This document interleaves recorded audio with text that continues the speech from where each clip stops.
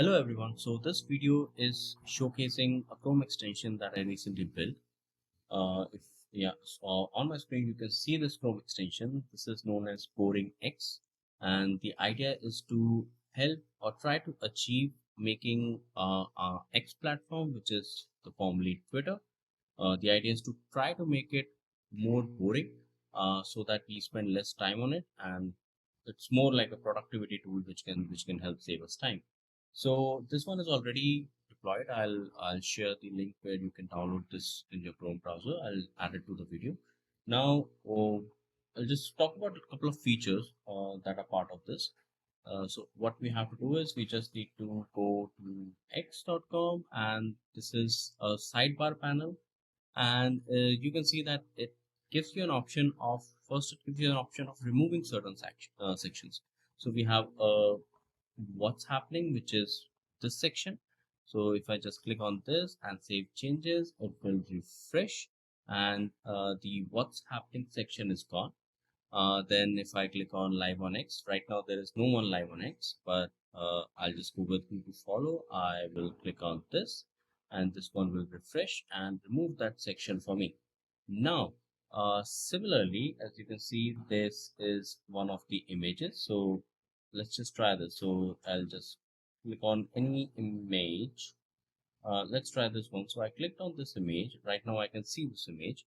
If I click on this replace media with placeholder and click on save, then all the image, okay, this is an advertisement. This one really does not work with advertisement. So let me, yeah, let's look at this one.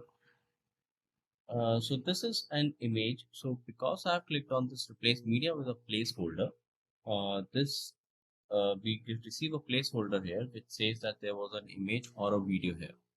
If I unchange or uncheck this and click on here, you can see that I believe there's a video here. Now, if I just click on remove media completely and save changes, you should be able to see that this media is completely removed. So if you just keep this setting on, then this platform for yourself becomes really boring. So you won't spend a lot of time there. This one does not work with advertisements, so you will still see ads. There is one more special feature as part of this, which is show user analytics.